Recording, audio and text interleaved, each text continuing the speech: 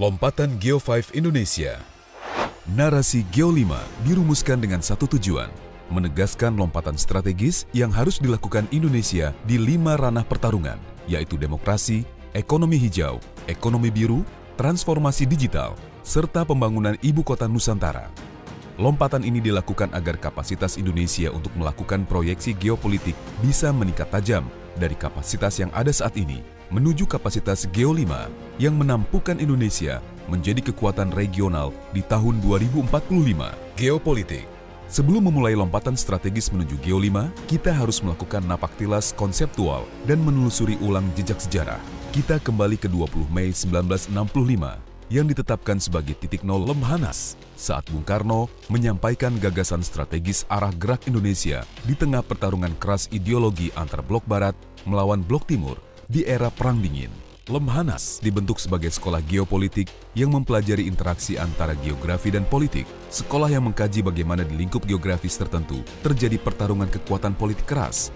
Lemhanas dibentuk untuk menyiapkan kepemimpinan strategis di tingkat nasional yang tidak hanya mampu melakukan analisis pertarungan politik geografi antar negara, namun juga menawarkan proyeksi geopolitik Indonesia di ranah regional dan global. 57 tahun berlalu, Lemhanas terus berusaha menjalankan mandat Bung Karno untuk menempatkan Indonesia sebagai negara utama di Asia Tenggara, Asia Timur, Indo-Pasifik, dan dunia. 57 tahun berlalu, Lemhanas berupaya agar kajian-kajian geopolitik yang diserahkan ke Presiden tetap relevan untuk mengantisipasi kemunculan Perang Generasi 5. Sekarang, Lemhanas harus melakukan transformasi institusional agar tetap relevan untuk menawarkan rekomendasi-rekomendasi kebijakan tentang proyeksi geopolitik 5.0. Paparan Geo 5 akan menuturkan narasi 3 babak. Pertama, tentang evolusi kajian geopolitik 1.0 hingga geopolitik 5.0. Kedua, tentang evolusi pemikiran geopolitik Indonesia yang berwujud beberapa kebijakan strategis seperti negara integralistik, negara kepulauan, wawasan Nusantara, hingga doktrin poros maritim dunia. Dan ketiga, tawaran proyeksi geopolitik Indonesia di 5 fokus kajian Lemhanas di era Geo 5 tentang konsolidasi demokrasi, ekonomi hijau, ekonomi biru, transformasi digital, dan ketahanan ibu kota Nusantara. Kajian Pustaka. Evolusi konseptual geopolitik. Babak pertama ini berusaha menilik ulang kajian geopolitik, dimulai dari kajian Geo 1 yang dikembangkan setelah Perang Napoleon, saat negara-negara Eropa gelisah mencari bentuk perimbangan kekuatan yang bisa memastikan stabilitas kawasan Eropa, hingga Geo 5 yang dikembangkan untuk mengantisipasi kemunculan dinamika kekuatan di era pasca Perang Dingin. Kajian Geo 1 yang menjadi titik pijak pemikiran geopolitik berkembang lebih lanjut setelah berakhirnya Perang Dunia I. Saat itu, muncul sentimen negatif berupa penolakan ahli-ahli geografi Amerika Serikat terhadap gagasan geopolitik Jerman yang dianggap menjadi salah satu pendorong kebijakan ekspansionis negara-negara Eropa yang berujung kepada meletusnya Perang Dunia I dan II. Walaupun terdapat penekanan-penekanan kontekstual yang berbeda antar kajian Geo 1 sampai Geo 5, kajian-kajian geopolitik menunjukkan 4 karakter utama yang sama. Pertama, kajian-kajian geopolitik cenderung menawarkan strategi ekspansionis. Kedua, strategi ekspansionis diarahkan untuk menguasai sumber-sumber daya global yang berada di ranah geografi tertentu. Ketiga, strategi ekspansionis ini cenderung mengarah kepada ambisi suatu negara utama untuk menjelma menjadi negara hegemoni. Keempat, strategi ekspansionis ini cenderung diwarnai dengan pertarungan kekuatan yang bisa bereskalasi menjadi perang terbuka antar negara. Literatur Geo 1, Hegemoni Kekaisaran. Kajian-kajian Geo 1 dilakukan di masa kebangkitan paham nasionalisme negara-negara di Eropa. Saat ini, negara-negara utama Eropa seperti Prancis, Inggris, Austro-Hungaria, dan Prusia berupaya bangkit dari dampak politik ekonomi Perang Napoleon dengan menerapkan politik luar negeri ekspansionis. Tokoh-tokoh pemikir utama era Geo 1 seperti Ratzel dan Kielen menawarkan konsepsi negara organik yang menganalogikan negara seperti makhluk hidup yang membutuhkan teritori sebagai ruang hidup atau Lebensraum untuk mempertahankan eksistensinya. Apabila dibutuhkan, negara dapat melakukan ekspansi ke negara lain untuk mencapai kepentingan politik dan ekonominya. Kajian geopolitik awal yang dilakukan oleh Ratzel dan Kielen ini kemudian dikembangkan oleh Mackinder yang membawa nuansa penguasa hegemoni global dengan menawarkan konsepsi Heartland, Rimland. Konsep ini mendorong negara-negara besar untuk mengembangkan diri sebagai kekuatan darat atau land power melalui instrumen invasi militer untuk mendapatkan penguasaan efektif wilayah Heartland seperti yang ditunjukkan dalam peta geopolitik Mackinder. Gagasan dengan orientasi kontinental darat ini kemudian dimodifikasi oleh Mahan yang menawarkan strategi proyeksi kekuatan laut ke Amerika Serikat yang menekankan strategi kebebasan navigasi samudra untuk dapat menjelma sebagai negara hegemoni. Di era Geo 1, konfigurasi kekuatan di sistem internasional cenderung terbentuk dari kebijakan ekspansionis negara-negara Eropa, terutama Inggris, Prancis, Belanda, dan Portugis, seperti yang ditunjukkan di peta kolonisasi Eropa pasca Perang Napoleonik. Literatur Geo 2 pemikiran Jerman versus Amerika Serikat. Kajian Geo 1 yang cenderung berpusat di Eropa berkembang menjadi Geo 2, ditandai dengan pertarungan paradigmatis antara pemikiran geopolitik Jerman dan Amerika Serikat. Aliran geopolitik Jerman diwakili oleh Haushofer yang mempermasalahkan keterbatasan luas wilayah Jerman untuk menopang kehidupan masyarakat Jerman. Haushofer memodifikasi gagasan ruang hidup atau Lebensraum untuk memunculkan legitimasi paradigmatis bagi perluasan pengaruh Jerman yang berujung kepada cita-cita untuk mewujudkan hegemoni Jerman terutama di Eropa Tengah, Eropa Timur, dan pantai utara Afrika. Geo 2 juga ditandai dengan penguatan kajian tentang kekuatan maritim dan dirgantara. Kajian maritim dikembangkan oleh Speakman yang melihat bahwa kekuatan maritim lebih superior dari kekuatan darat, terutama di sisi kemampuan mobilitas dan aksesibilitas wilayah geografi. Kemampuan penetrasi geografis yang harus dikembangkan suatu negara maritim diarahkan untuk memungkinkan perluasan pengaruh negara tersebut ke wilayah Rimland seperti yang ditunjukkan di peta geopolitik Speakman. Penetrasi ini dilakukan dengan menguasai wilayah pesisir dan jalur lintas navigasi laut strategis sehingga diperoleh penguasaan mutlak atas produksi dan distribusi sumber daya strategis dunia. Kajian dirgantara dikembangkan oleh De Servatsky yang menekankan pentingnya kendali ruang udara yang bersifat konsentrik yang diproyeksikan secara azimutal berpusat di kutub utara. Kajian dirgantara ini meramalkan pertarungan kekuatan udara antara Amerika Serikat dan Rusia yang akan terjadi di wilayah Amerika Selatan, Asia Selatan, Asia Tenggara, dan Afrika Sub-Sahara. Secara real politik, kajian Geo 2 berkembang saat politik kolonialisasi Eropa pasca Perang Dunia I mencapai kulminasinya. Peta ini menggambarkan pertarungan utama saat itu terjadi antara politik kolonial Inggris dan Prancis, terutama di Asia dan Afrika, serta kendali wilayah Eropa Timur dan Eropa Tengah oleh Rusia yang berbenturan dengan ambisi Jerman untuk menjelma menjadi negara hegemoni. Literatur Geo 3, pertarungan hegemoni. Kajian geopolitik klasik mencapai titik puncak di era Geo 3. Geo 3 mengekskalasi strategi geopolitik menjadi pertarungan hegemoni antar dua kekuatan utama dunia, Amerika Serikat dan Uni Soviet. Kajian Geo 3 yang dilakukan oleh Kennan, Kissinger, dan O'Sullivan menyediakan landasan akademik untuk merumuskan strategi hegemoni yang bersifat operasional. Strategi pembendungan yang ditawarkan Kennan menjadi patokan dasar bagi Amerika Serikat untuk menjalankan kebijakan global untuk membendung perluasan pengaruh Uni Soviet keluar wilayah Heartland. Strategi real politik yang ditawarkan Kissinger memberikan kalkulasi strategis yang lebih operasional, terutama untuk memastikan tercapainya kepentingan politik Amerika Serikat di suatu teritori tertentu.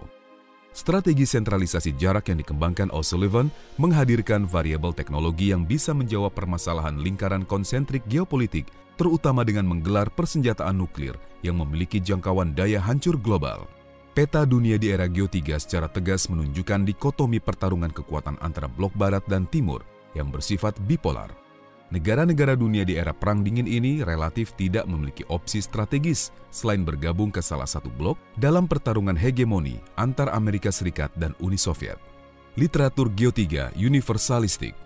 Kajian geopolitik klasik yang terpusat pada pertarungan hegemoni antar Amerika Serikat dan Uni Soviet di era Geo 3 mendapat beberapa tantangan paradigmatis. Pertama, paradigma universalistik yang dikembangkan oleh Slater dan Taylor.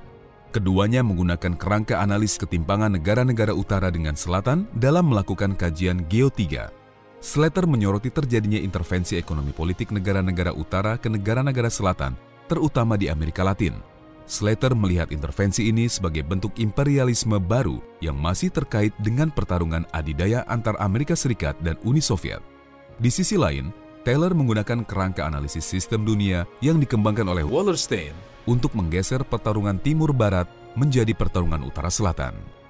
Pertarungan utara-selatan ini terjadi karena adanya politik eksploitasi sumber daya yang dilakukan oleh negara-negara inti kapitalis utara ke negara-negara pinggiran selatan. Peta Geo3 tentang pertarungan antara utara dengan selatan ini bersifat dikotomis yang bisa secara tegas memilah sistem dunia menjadi dua kategori ekstrim. Paradigma universalistik di era Geo3 juga dikembangkan oleh Nyerere dan Said. Nyerere menekankan pentingnya untuk menganalisis politik non-blok yang dilakukan terutama oleh Indonesia, India, dan Mesir sebagai alternatif utama dari geopolitik klasik yang menekankan pertarungan timur-barat. Sementara Said menawarkan konsep orientalisme untuk menjelaskan kesulitan negara-negara Orient dalam mengembangkan dirinya karena adanya dominasi ekonomi politik yang dilakukan oleh negara-negara Oksiden. Literatur Geo4. Kepemilikan sumber daya. Paradigma baru geopolitik muncul di era Geo4. Geo4 menekankan satu pertarungan utama, yaitu perang sumber daya. Potensi perang sumber daya ini menjadi perhatian utama dari Le Billon dan Claire. Le Billon memberikan peringatan bahwa kepemilikan sumber daya alam bisa menjadi sumber kerentanan saat negara tersebut tidak memiliki kapasitas untuk melakukan pengelolaan rantai pasok dan rantai produksi sumber daya yang memadai. Claire juga memberikan peringatan serupa dengan menyatakan kompetisi sumber daya akan menjadi karakteristik konflik masa depan karena kemunculan tiga aspek, yaitu 1. Peningkatan permintaan atas sumber daya, 2. Kelangkaan komoditas strategis, dan 3. Persaingan pengelolaan sumber daya. Bagi Claire, perang sumber daya berpotensi membuat gelar militer di masa depan tidak lagi dilakukan berdasarkan pertarungan ideologi seperti masa Perang Dingin, namun akan bergeser menjadi pengamanan sumber daya. Peta-peta geopolitik perlu untuk dipertajam dengan memasukkan rantai pasok sumber daya sebagai variabel utama, seperti yang ditunjukkan oleh peta dasar tentang cadangan minyak, gas, dan batu bara. Peta-peta sebaran sumber daya Indonesia, misalnya tentang sebaran infrastruktur strategis kilang minyak, juga harus diperdalam untuk membentuk kewaspadaan tentang potensi kerawanan nasional dari aspek rantai pasokan dan produksi sumber daya. Literatur Geo5. Penguasaan dan akses sumber daya. Sekarang, geopolitik sudah masuk ke era Geo5. Geo5 terkait dengan pergeseran batas geografi. Geo5 terkait dengan perluasan makna kekuatan. Geo5 mengidentifikasi kemunculan aktor non-negara dalam sistem internasional. Geo5 menganalisis keterkaitan antara sumber daya, rantai pasok, dan infrastruktur yang menggeser konflik teritorial menjadi konflik konektivitas. Kana memperkenalkan teori konektografi yang menjabarkan perebutan kekuasaan saat ini lebih fokus kepada upaya pengamanan rantai pasok global, pasar energi, serta pergerakan arus modal yang mengarah kepada pembentukan hegemoni rantai pasok dan rantai produksi global. Pertarungan Geo5 saat ini terlihat nyata dengan melihat gelar konektivitas global yang dilakukan oleh Tiongkok melalui program Belt and Road Initiative yang bersaing dengan Free and Open Indo-Pacific yang diinisiasi Amerika Serikat dan sekutunya, utamanya Jepang. Perang konektivitas ini berlangsung secara horizontal ditandai dengan perluasan cakupan teritori yang menjadi sasaran pengembangan rantai pasok global. Perang konektivitas ini juga terjadi secara vertikal yang melibatkan pilar-pilar produksi, distribusi, konsumsi, dan daur ulang. Indonesia melalui inisiasi Doktrin Poros Maritim Dunia juga berupaya untuk menerapkan gagasan konektivitas ini dengan, misalnya, membangun infrastruktur tol laut untuk memperbaiki konektivitas antar wilayah di dalam negeri yang diharapkan dapat mengamankan rantai pasok sumber daya nasional. Literatur Geo5, Antariksa. Kajian Geo5 ditandai dengan perluasan batasan geografi antara lain dengan memasukkan antariksa sebagai ranah analisis geopolitik baru. Dolman menawarkan teori astropolitik yang mengharuskan negara untuk memproyeksikan kedaulatannya dengan memperoleh kendali efektif atas lokasi strategis di 4 kategori ruang angkasa: Terra, Terran Space, Lunar Space, dan Solar Space. Klein melanjutkan kajian Dolman dengan mengungkapkan teori perang antariksa. Melalui kacamata perang antariksa, Klein menyejajarkan antariksa sebagai media kekuatan yang setara dengan matra darat, laut, dan udara. Kajian lebih operasional tentang perang antariksa dilakukan oleh Bowen yang menyarankan agar negara mengembangkan kekuatan antariksa dengan memanfaatkan konstelasi satelit di orbit bumi untuk mencapai kepentingan strategisnya di bumi. Bagi Bowen, perang antariksa akan terjadi melalui visualisasi jalur komunikasi di luar angkasa, melalui pengadopsian konsep titik sumbat atau choke points, blokade, dan posisi strategis orbit bumi. Saat ini penguasaan ruang geografi angkasa utamanya tercermin dari jumlah satelit yang ditempatkan di orbit. Amerika Serikat menjadi negara yang mengoperasikan satelit paling banyak secara global. Saat ini, pertarungan antar 4 negara, Amerika Serikat, Tiongkok, Inggris, dan Rusia. Berdasarkan data UCS, Indonesia belum menjadi pemain global. Tercatat baru memiliki 8 satelit, yaitu BRISAT, 8A2, 8A3, 8 TUBSAT, Merah Putih, Nusantara 1 atau PSN 6, Palapa D1, dan Telkom 3S. Literatur Geo 5 Ruang Siber. Ruang pertarungan utama di era Geo 5 adalah ruang siber. Oleh Lonsdale, ruang siber dipandang sebagai dimensi kelima yang berperan sebagai infosphere, yang dikembangkan untuk memperkuat efektivitas operasional dimensi darat, laut, udara, dan antariksa. Penguatan ruang siber melalui perluasan penetrasi internet diyakini akan meningkatkan relevansi politik, ekonomi, dan sosial suatu negara. Di ruang siber ini, pertarungan utama global akan terjadi antara Amerika Serikat dengan China dalam bentuk perang teknologi yang sudah terjadi sejak tahun 2016. Perang teknologi terkait dengan penguasaan inovasi teknologi terkini hingga akses pengembangan infrastruktur digital yang dilakukan oleh korporasi-korporasi di kedua negara. Saat ini dibandingkan dengan negara lain, penetrasi internet di Indonesia masih di bawah 30%, yang tercermin dari belum meratanya ketersediaan jaringan 4G antar wilayah. Literatur Geo 5, transnasionalisme, kekuatan ekonomi. Kajian Geo 5 yang meruntuhkan batasan geografi konvensional dilakukan oleh Kaplan. Kaplan meramalkan bahwa peta dunia yang ada saat ini akan menjadi peta terakhir. Proyeksi negatif yang dibangun Kaplan merujuk kepada kekacauan di level global, nasional, bahkan subnasional yang terus-menerus bermutasi. Perang tidak lagi terkungkung oleh batas wilayah dan entitas negara tertentu. Perang di masa depan akan juga melibatkan aktor non-negara untuk isu-isu non-fisik, bahkan non-politik. Kekacauan ini antara lain terjadi karena eksploitasi yang dilakukan negara-negara kaya di utara terhadap negara-negara miskin di selatan, terutama negara-negara Afrika. Berdasarkan ramalan Kaplan ini, potensi kekacauan global akan muncul di kerentanan-kerentanan sosial ekonomi yang akan meledak di kawasan Afrika Tengah yang memang menjadi kawasan dengan ekonomi yang paling rentan. Literatur Geo 5, transnasionalisme, kultural. Aspek Geo 5 lain yang berkembang di masa akhir Perang Dingin adalah geografi insani. Ada beberapa kajian utama yang mengawali kajian geografi insani ini. Pertama, Huntington yang mengembangkan paradigma geopolitik kultural yang meramalkan terjadinya perang antar peradaban. Perang antar peradaban ini merupakan bentuk baru pertarungan kekuatan yang cenderung lebih didominasi oleh gesekan entitas kultural saat sistem internasional keluar dari tahapan dominasi Barat. Kedua, Payne yang meramalkan ada ledakan teknologi informasi yang akan menjadi katalis penyebaran informasi kompleks yang didominasi oleh nuansa ketakutan atau fear global. Sebaran informasi ketakutan global ini akan menerobos batas fisik teritorial yang secara signifikan akan melemahkan otoritas negara. Ketiga, Agnew yang mempertajam paradigma geopolitik kultural Huntington dengan memfokuskan kajiannya kepada kemunculan faktor agama yang terutama muncul di era Perang Generasi Keempat antara Amerika Serikat dengan jejaring terorisme transnasional. Keempat, Fukuyama yang menegaskan berakhirnya perang ideologi dan meramalkan kemunculan faktor kultural sebagai penyebab konflik antar bangsa dan kelompok peradaban yang berbeda. Fukuyama juga memprediksi menguatnya kembali sistem otoritarianisme di beberapa kawasan, terutama di Rusia dan Tiongkok. Literatur Geo 5, transnasionalisme, kultural. Peta Geo 5 yang menggunakan paradigma transnasionalisme kultural di atas menunjukkan pemetaan peradaban dunia. Para pengusung paradigma geopolitik kultural ini meramalkan bahwa konflik masa depan akan berpusat pada pertentangan antara peradaban yang dianut oleh entitas-entitas kultural. Literatur Geo 5, transnasionalisme, lingkungan. Kajian terbaru di era Geo 5 dikembangkan untuk menjawab tantangan perubahan iklim yang menjadi isu utama dunia sejak berakhirnya Perang Dingin. Dalby mengembangkan teori Anthropocene Geopolitics yang meletakkan perubahan iklim sebagai variabel utama pendorong bencana-bencana besar yang secara signifikan mengubah peradaban dunia. Dalby berkeyakinan bahwa kebijakan-kebijakan ekonomi terutama yang terkait dengan pola produksi dan konsumsi global merupakan isu keamanan ekologi yang harus didekati dengan paradigma geopolitik lingkungan.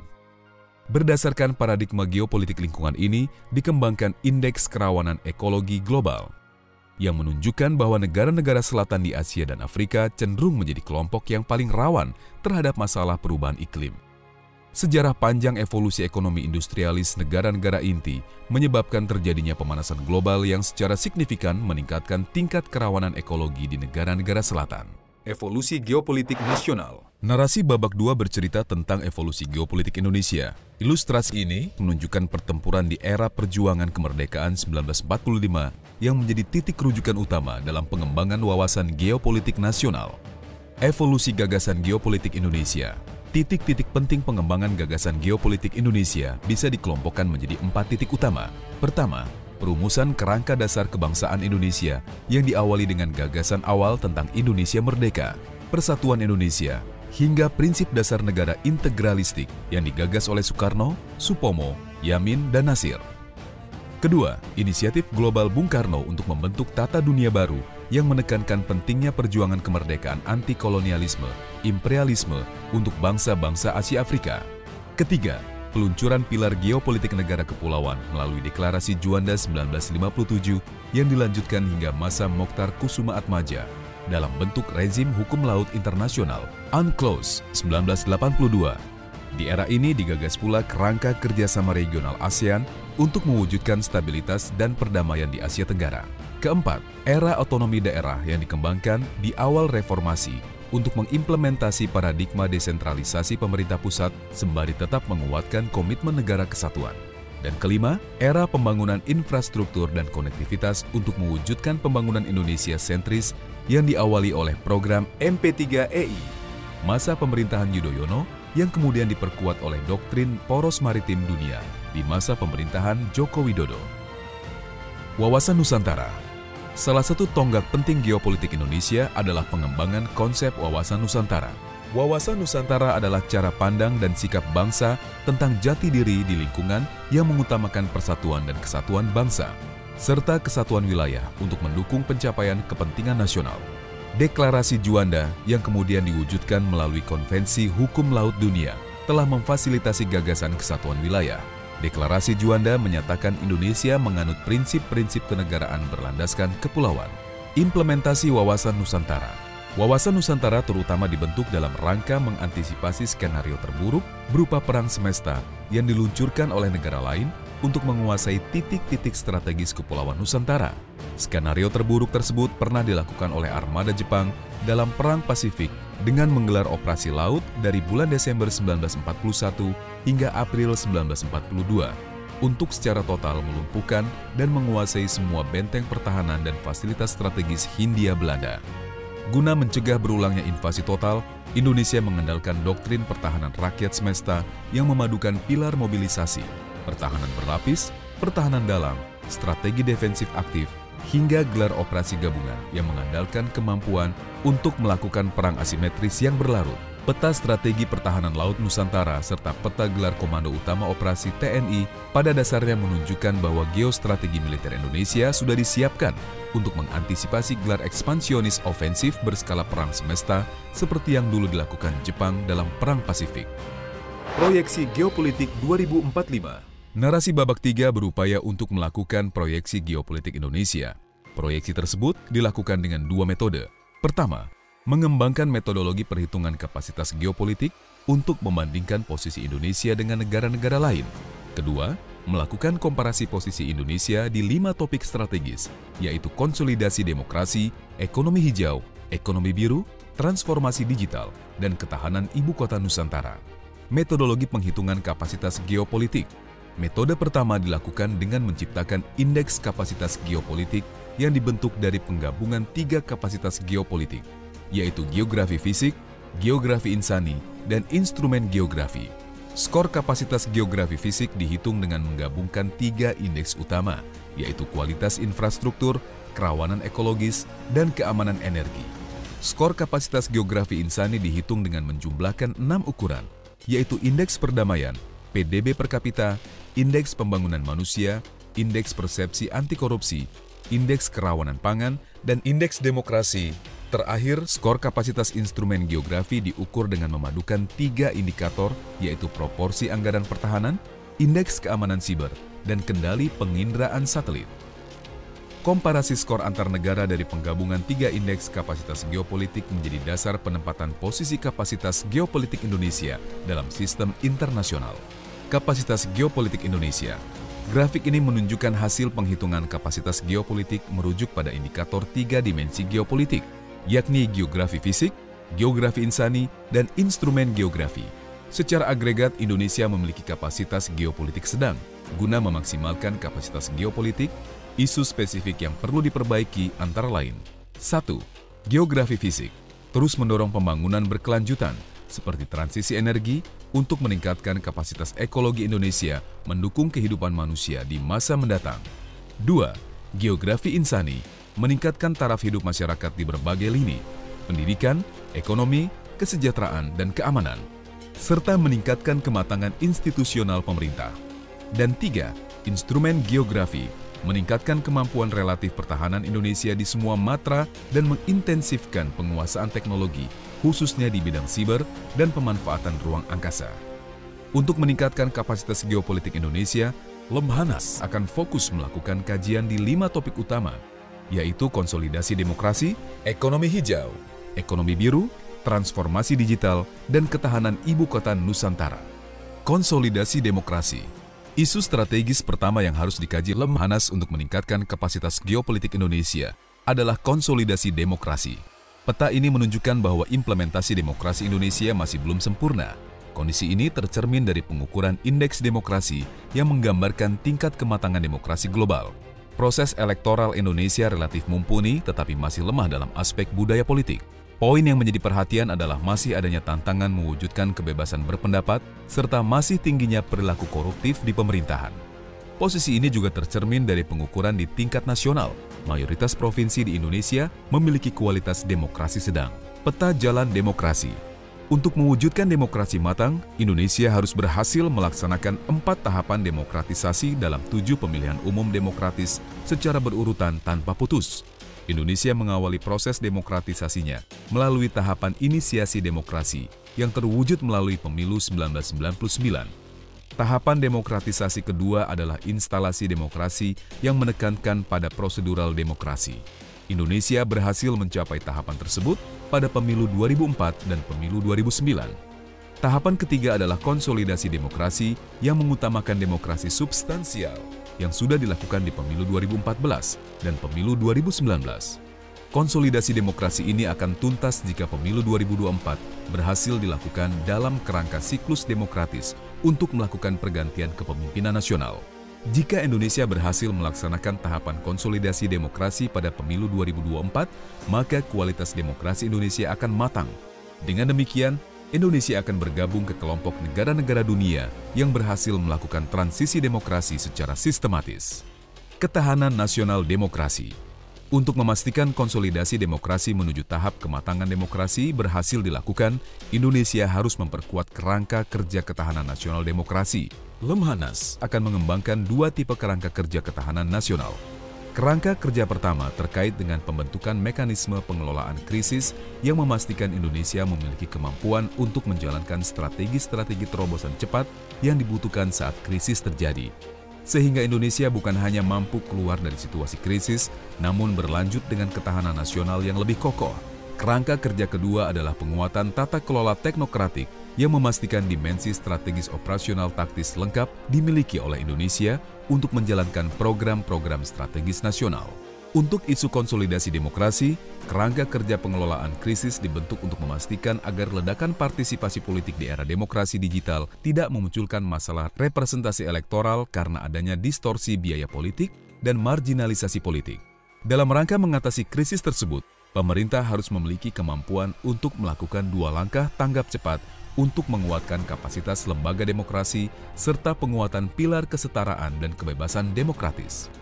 Kerangka kerja pengelolaan krisis yang cenderung berorientasi jangka pendek tersebut harus dilengkapi dengan pembangunan institusi politik demokratik dalam bentuk tata kelola teknokratik yang secara terstruktur menurunkan dimensi regulasi seperti undang-undang pemilu dan undang-undang partai politik ke dalam bentuk yang lebih operasional. Regulasi-regulasi politik harus dilengkapi dengan kebijakan nasional untuk konsolidasi demokrasi, diperkuat dengan pembentukan mekanisme koordinasi lintas kementerian, lembaga yang juga melibatkan masyarakat sipil, serta dukungan gelar dan alokasi sumber daya bagi penyelenggara pemilu yang memungkinkan adanya adopsi teknologi yang pada akhirnya akan mendorong tercapainya proses konsolidasi demokrasi di Indonesia. Ekonomi hijau. Isu strategis kedua yang menjadi prioritas kajian Lemhanas adalah ekonomi hijau. Visi ekonomi hijau adalah mewujudkan pertumbuhan ekonomi yang kuat, berlandaskan keberlanjutan lingkungan dan inklusi sosial. Keberlanjutan adalah kondisi ketika manusia dan alam berada dalam keselarasan produktif untuk memenuhi kebutuhan sosial, ekonomi, dan lainnya untuk generasi sekarang dan mendatang. Pencapaian visi ini terhambat oleh model pembangunan konvensional yang cenderung merusak alam, seperti melalui emisi gas rumah kaca yang mendorong pemanasan global. Data di atas menunjukkan anomali suhu dunia meningkat signifikan beberapa periode terakhir. Berdasarkan data Energi dan Climate Intelligence Unit, Indonesia menjadi salah satu negara kontributor emisi gas rumah kaca terbesar di dunia. Salah satu upaya untuk mewujudkan pertumbuhan ekonomi yang berkelanjutan adalah mewujudkan netralitas karbon, khususnya untuk meminimalkan laju pemanasan global. Indonesia sudah berkomitmen untuk mencapai netralitas karbon tahun 2060. Komitmen ini relatif lebih rendah dari rata-rata global yang umumnya memiliki visi netralitas karbon di tahun 2050. Peta jalan transisi energi. Salah satu cara untuk mewujudkan ekonomi hijau adalah transisi energi menuju sumber energi berkelanjutan. Indonesia memiliki potensi sangat besar di sektor EBT, tetapi masih belum dimanfaatkan secara optimal. Rencana Umum Energi Nasional (RUEN) sudah memberi arahan umum pengembangan EBT. Peta jalan transisi energi sudah ditetapkan untuk mewujudkan proporsi EBT sebesar 37,8% di tahun 2050. Rencana ini juga secara spesifik merancang tahapan pembangunan pembangkit EBT di berbagai wilayah yang akan tuntas di tahun 2030. Ketahanan nasional energi terbarukan. Transisi energi merupakan pilar utama dalam pelaksanaan ekonomi hijau. Kerangka kerja pengelolaan krisis dibentuk untuk memastikan keberlangsungan hidup manusia di masa depan. Ketersediaan bahan bakar fosil terbatas untuk menopang kebutuhan energi yang terus bertambah. Selain itu, ketergantungan terhadap energi fosil juga memiliki dampak negatif yang harus diantisipasi. Dalam jangka pendek, ketergantungan bahan bakar fosil dapat menjadi beban bagi perekonomian negara, khususnya karena volatilitas harga di tingkat global.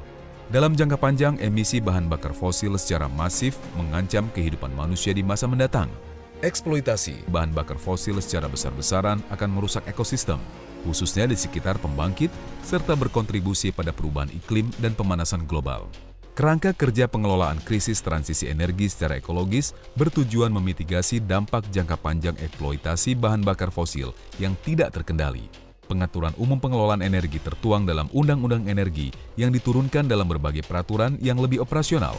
Namun, regulasi yang secara spesifik membahas energi terbarukan masih dalam proses penyelesaian. Rancangan undang-undang terkait energi terbarukan sudah ditetapkan sebagai prolegnas, serta diharapkan akan selesai dalam waktu dekat. Meskipun regulasi yang menjadi rujukan utama energi terbarukan masih dalam penyusunan, pemerintah memiliki komitmen tinggi untuk mewujudkan transisi energi. Sudah banyak kebijakan pengembangan energi terbarukan diadopsi dan jumlah pembangkit EBT terus meningkat setiap tahun. Di tingkat global, Indonesia telah mengadopsi visi pembangunan berkelanjutan serta netralitas karbon yang secara operasional telah diturunkan ke dalam rencana aksi di tingkat pusat maupun daerah. Selain itu, pemerintah juga telah menetapkan Rencana Umum Energi Nasional atau RUEN yang salah satu mandatnya adalah meningkatkan kapasitas energi terbarukan yang ketersediaannya belum dimanfaatkan secara optimal. Ekonomi biru. Prioritas kajian ketiga adalah ekonomi biru yang menggunakan paradigma kesehatan samudera atau Ocean Health sebagai paradigma utama. Indeks kesehatan samudera menunjukkan bahwa Indonesia berada di kategori sedang. Untuk itu, Indonesia perlu berfokus pada komponen-komponen ekonomi biru yang merupakan pedoman bagi perbaikan ekosistem laut, termasuk dalam mencapai pemenuhan target SDGs, terutama poin 14 ekosistem lautan. Tujuan 14 SDGs berpijak pada besarnya peran laut dalam menopang kehidupan manusia. Namun di saat bersamaan, daya dukung laut kian tergerus sebagai akibat dari aktivitas manusia itu sendiri. Dalam menciptakan konservasi dan pemanfaatan laut yang berkelanjutan secara lintas sektoral dan terpadu, diperlukan implementasi instrumen internasional melalui kerangka hukum dan kelembagaan. Hingga saat ini, upaya yang dijalankan telah menunjukkan kemajuan, Namun, peningkatan upaya perlu dilakukan untuk memastikan target mendatang tetap tercapai di tengah ketidakpastian situasi yang berlangsung. Penerapan ekonomi biru di Indonesia. Untuk mencapai target-target pertumbuhan ekonomi biru berbasis paradigma ekologis kesehatan samudra, Indonesia harus menjalankan 4 strategi secara simultan, yaitu 1. Konservasi perairan, 2. Penangkapan ikan terukur berbasis kuota, 3. Budidaya perikanan berkelanjutan, dan 4. Pengelolaan ruang laut, pesisir, dan pulau-pulau kecil pada HUT ke-22 Kementerian Kelautan dan Perikanan atau KKP. Menteri KP menyampaikan Kementerian Kelautan dan Perikanan tengah mempersiapkan peta jalan jangka panjang pengelolaan sektor kelautan dan perikanan dengan prinsip ekonomi biru. Sebagai langkah awal, tahun 2022 diluncurkan kebijakan penangkapan terukur, yakni pengaturan area penangkapan WPPNRI dalam sistem zona dan kuota yang diperuntukkan bagi industri, nelayan lokal, dan penghobi. Ketahanan nasional penangkapan terukur. Penangkapan terukur menjadi satu langkah awal dan Indonesia dalam menerapkan gagasan ekonomi biru.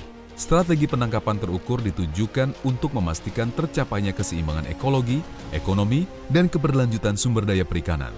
Dalam mencapai tujuan tersebut, terdapat serangkaian risiko yang berpotensi berubah menjadi krisis apabila tidak mampu dikelola secara tepat. Untuk itu, perlu disiapkan kerangka kerja pengelolaan krisis dalam memastikan ketahanan nasional penangkapan terukur. Diawali dengan penguatan regulasi terkait, pembangunan infrastruktur pendukung, hingga implementasi sistem monitoring evaluasi yang berbasis teknologi dengan dukungan sumber daya manusia yang mumpuni. Sistem monitoring dan evaluasi berbasis teknologi memegang peran penting karena dapat berperan sebagai sistem peringatan dini atas hal-hal yang tidak diharapkan. Keberlanjutan penerapan gagasan ekonomi biru perlu dilengkapi dengan pembangunan institusi dan tata kelola sebagai wujud kebijakan pada tataran yang lebih operasional.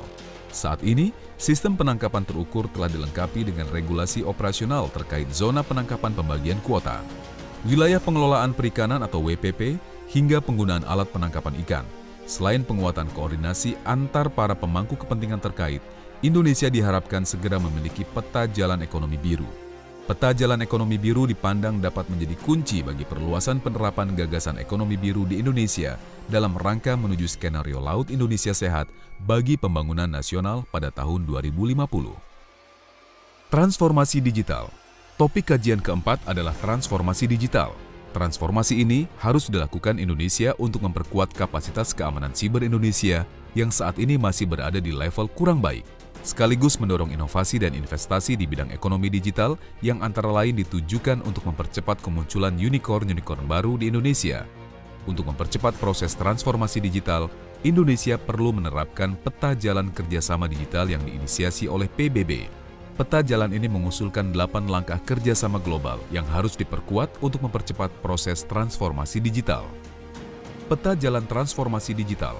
Indonesia telah memiliki peta jalan transformasi digital yang dirumuskan untuk memastikan arah perubahan Indonesia menjadi negara digital yang ditandai dengan kemunculan pemerintah digital, masyarakat digital, dan ekonomi digital. Untuk itu, pembangunan infrastruktur digital menjadi prasyarat dasar yang harus dipenuhi Indonesia. Pembangunan infrastruktur digital ini telah diawali dengan konstruksi jaringan Palaparing, berwujud kabel optik sepanjang 12.148 km. Palaparing menghubungkan 90 kabupaten atau kota di seluruh Indonesia. Proyek Palaparing telah diresmikan oleh Presiden Joko Widodo pada 14 Oktober 2019. Namun demikian, sehubungan dengan masih adanya daerah yang belum terjangkau, pemerintah mempersiapkan pembangunan proyek satelit multifungsi atau SMF, Satelit Republik Indonesia Satria 1, yang sampai dengan akhir Februari 2022 telah mencapai kemajuan pembangunan 58,2% dengan target mulai beroperasi akhir 2023. Ketahanan nasional pembangunan siber. Salah satu target transformasi digital Indonesia tercermin dalam upaya pembangunan dan pengelolaan keamanan siber nasional. Pembangunan kapasitas siber dapat menjadi katalis transformasi ekonomi nasional. Akan tetapi, hal tersebut hanya dapat tercapai apabila Indonesia mampu mempersiapkan kerangka kerja pengelolaan risiko untuk menghindari berbagai krisis yang menyertai, seperti keengganan investor asing menempatkan modalnya di Indonesia, fenomena brain drain talenta siber dan digital, praktek penyalahgunaan data pribadi, hingga ancaman kerawanan infrastruktur vital nasional. Selanjutnya, kelengkapan kerangka institusional dan tata kelola diperlukan agar pembangunan kapasitas siber mampu menopang ketahanan nasional secara berkelanjutan. Dalam jangka pendek, pembahasan RUU Ketahanan dan Keamanan Siber diharapkan dapat segera diselesaikan. Selanjutnya, perhatian lebih diperlukan terhadap pengembangan kemampuan serta pemupukan optimisme bagi talenta siber dan digital di Indonesia untuk berkontribusi mengembangkan kapasitas siber nasional. Peta jalan pembangunan ibu kota negara. Kajian kelima yang akan menjadi prioritas Lemhanas adalah ketahanan ibu kota Nusantara, IKN, dibangun untuk mencapai target Indonesia sebagai negara maju. IKN bertujuan mengubah orientasi pembangunan menjadi Indonesia sentris, serta mempercepat transformasi ekonomi Indonesia. Pembangunan IKN akan dilakukan dalam beberapa tahapan, dimulai dari kelengkapan dimensi regulasi di tahun 2020 sampai 2024, hingga terwujudnya IKN sebagai kota dunia yang berkarakter, kota hijau, dan juga kota digital tahun 2045. Pembangunan pertahanan ibu kota negara. Salah satu kajian strategis tentang ketahanan IKN yang akan dikaji lebih dalam adalah tentang gelar pertahanan IKN. Restrukturisasi gelar pertahanan juga akan berlangsung dalam beberapa tahap yang diharapkan tuntas di tahun 2035. Pemindahan ibu kota perlu disertai dengan perubahan paradigma pertahanan. Selama ini, pertahanan Indonesia cenderung berfokus pada pertahanan berbasis darat dengan mengandalkan strategi pertahanan mendalam, in-depth defense. Paradigma ini dinilai tidak lagi optimal karena tidak sejalan dengan posisi geografis serta topografi ibu kota Nusantara. Secara geografis, Nusantara memiliki kerentanan tinggi terhadap ancaman eksternal, khususnya yang bersumber dari udara. Oleh karena itu, kapasitas anti-akses atau area denial di sekitar IKN perlu diperkuat. Lebih lanjut, Indonesia harus lebih mengedepankan prinsip forward presence untuk menjaga Nusantara di sektor maritim. Kemudian, struktur topografi Nusantara mengharuskan sistem pertahanan darat harus lebih diarahkan pada mobilitas strategis. Ketahanan nasional pembangunan ibu kota Nusantara. Kerangka kerja pengelolaan krisis pembangunan ibu kota negara bertujuan untuk memitigasi faktor-faktor yang menghambat terwujudnya Nusantara sebagai kota dunia untuk semua. Tantangan terbesar pembangunan IKN adalah memastikan Nusantara tidak merusak ekosistem di sekitarnya, serta menjamin ketersediaan pendanaan. Guna memastikan pembangunan Nusantara berjalan sesuai target, dibutuhkan sinergi dari seluruh kementerian dan lembaga untuk merincikan rencana induk yang menjadi dasar rujukan pengembangan Nusantara. Hal ini guna memastikan pembangunan fisik IKN yang sudah dimulai terus terlaksana secara berkelanjutan, sehingga Nusantara dapat beroperasi optimal, mendukung transformasi ekonomi Indonesia. Tantangan Nasional Geo5. Kajian-kajian strategis Lemhanas tentang konsolidasi demokrasi, ekonomi hijau, ekonomi biru, transformasi digital, dan ketahanan IKN pertama-tama ditujukan untuk membentuk kerangka kerja pengelolaan krisis. Kerangka kerja pengelolaan krisis seperti yang tertera pada tabel ini diarahkan untuk membentuk kemampuan tanggap cepat berorientasi jangka pendek yang ditandai dengan kapasitas institusional untuk mencari terobosan-terobosan segera. Keberadaan kerangka kerja pengelolaan krisis lintas isu ini akan menjadi indikasi utama tentang transformasi ketahanan nasional menjadi derivasi-derivasi kebijakan yang lebih operasional. Peningkatan kapasitas ekonomi. Jika kerangka kerja pengelolaan krisis gagal diimplementasikan, maka Indonesia bisa terperangkap menjadi negara berpenghasilan menengah bawah yang gagal keluar dari middle income trap. Berdasarkan Asians Green, Park dan Sin 2013 dan Ayer et al. 2013, dalam Pransnik dan Zauzak 2017, ambang batas bagi perekonomian suatu negara untuk keluar dari middle income trap adalah GDP per kapita, PPP atau Constant US Dollar, sebesar 15.000 US dollar dengan rata pertumbuhan ekonomi setidaknya 10,46%. Indonesia dapat menjadi negara high income pada tahun 2027. Sebagai catatan, untuk Indonesia menjadi negara high income pada 2027 dibutuhkan lonjakan harga komoditas yang lebih dari tren saat ini dan investasi sebesar 799,6 triliun rupiah per tahun. Dalam skenario realistis, Indonesia baru keluar dari middle income trap pada tahun 2047.